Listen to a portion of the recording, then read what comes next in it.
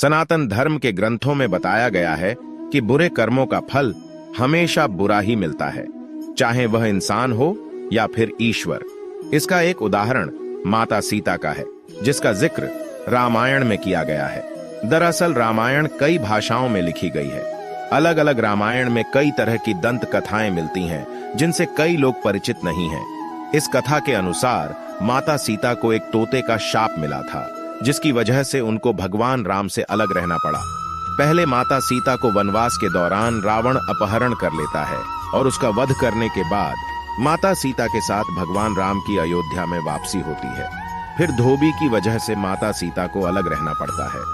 हम सबके मन में सवाल उठता है कि राम तो भगवान है, फिर वह अपनी पत्नी से अलग क्यों रहे? कथा के अनुसार माता सीता बाल्यावस्था में अपनी सहेलियों के साथ बगीचे में खेल रही थीं। वहीं बगीचे में एक तोता का जोड़ा पेड़ पर बैठा था। तोता का जोड़ा भगवान राम और माता सीता के बारे में बातें कह रहा था।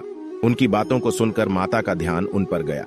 मादा तोता बोल रही थी कि अयोध्या के राजकुमार राम काफी प्रतापी राजा होंगे, उनसे माता सीता का विवाह होगा। तोते के मुख से भावी पति का नाम सुनकर माता सीता अचंभित हो गईं। उन्हें अपने बारे में और जानने की इच्छा जागृत हुई, इसलिए उन्होंने अपनी सखियों से कहकर दोनों पंछियों को पकड़ लिया। फिर उन दोनों को पुचकारक पूछा कि भविष्य के बारे में इतना ज्ञान कहां से प्राप्त हुआ। तब पंछियों ने बताया कि इससे पहले हम महर्षि वाल्मीकि के आश्रम में रहते थे, जहां हर रोज राम और सीता के जीवन के बारे में बताया जाता है, इसलिए उनको दोनों के बारे में हर चीज कंठस्थ याद हो गई है। सीता जी ने पंछियों से कहा कि जिस जानक पुत्री सीता की तुम लोग बात कर रहे हो वह मैं ही हूँ। मुझे मेरे और राम के बारे में और भी बातें जाननी है। तब नर तोता ने कहा कि हे सीता, आपका विवाह अयोध्या के राजा दशरथ के ज्येष्ठ पुत्र राम के साथ आपका विवाह होगा और आपकी जोड़ी तीनों लोकों में सबसे अद्भुत होगी। सीता जी सवाल पूछती रहीं और दोनों तोता जवाब देते रहे।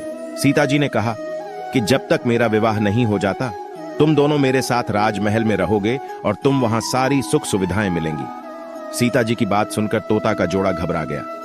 तब नर तोता ने कहा, हे जनक पुत्री, हम गगन के पंछी हैं, इसलिए पिंजरे में बंद रहकर हम जीवित नहीं रह पाएंगे, इसलिए हमको आजाद कर दीजिए।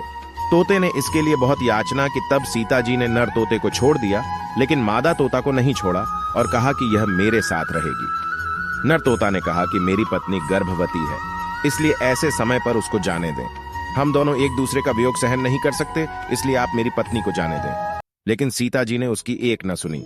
इस पर मादा तोता को बहुत गुस्सा आया और शाप दिया कि जिस तरह तुमने गर्भावस्था में मेरे पति से मुझको अलग कर दिया है, वैसे ही गर्भावस्था के दौरान तुमको भी पति वियोग सहना पड़ेगा। इतना कहते ही मादा तोता ने अपने प्राण त्याग दिए। मादा तोता के प्राण त्यागने के कुछ समय बाद नर तोता के पत्नी वियोग में प्राण चले गए। इससे माता सीता को बहुत दुख हुआ, लेकिन तब तक बहुत देर हो चुकी थी। बताया जाता है कि अगले जन्म में तोता वही धोबी था जिसने माता सीता के चरित्र पर उंगली उठाई थी, जिसके बाद भगवान राम ने सीता का गर्भावस्था के दौरान त्याग कर दिया। तब माता सीता महर्षि वाल्मीकि के आश्रम पहुंची और वहां उन्होंने लवकुश को जन्म दिया। देवी सीता के वियोग की कथा अन्य पुराणों में यह भी मिलती है कि उनका संबंध देवर्षि नारद से माना जाता है। कथा के अनुसार एक बार नारद जी को अभिमान हो गया था कि कामदेव भी उनकी तपस्या और ब्रह्मचर्य को भंग नहीं कर सकता। उन्होंने यह बात अभिमान में शिवजी के बाद श्रीहरि को बताई। तब श्रीहरि ने एक योजना बनाई कि नारद को इस बात का घमंड हो गया है, जो कि सही नहीं है। इसके लिए उन्होंने एक योजना बनाई और माया रची। जैसे ही श्रीहरि से प्रणाम करके नारद मुनि आगे बढ़े, तब उनको एक भवन दिखाई दिया, जहां राजकुमारी विश्वमोहिनी को देखकर वह मोहित हो गए। यह सब एक माया थी। राजकुमारी का रूप नारद जी का तप भंग कर चुका था और वह राजकुमारी को पाने के लिए भगवान विष्णु के शरण में पहुंचे और कहा कि हे प्रभु, आप मुझे अपना श्रीहरि का सुंदर रूप दे दीजिए। तब भगवान ने कहा कि हे नारद जी, ऐसा न हो कि आप इस रूप को लेकर बाद में पछताएं। दरअसल नारद जी राजकुमारी का रूप देखकर भूल गए थे कि उनका एक रूप वानर का भी है। तब उन्होंने वही रूप नारद जी को दे दिया।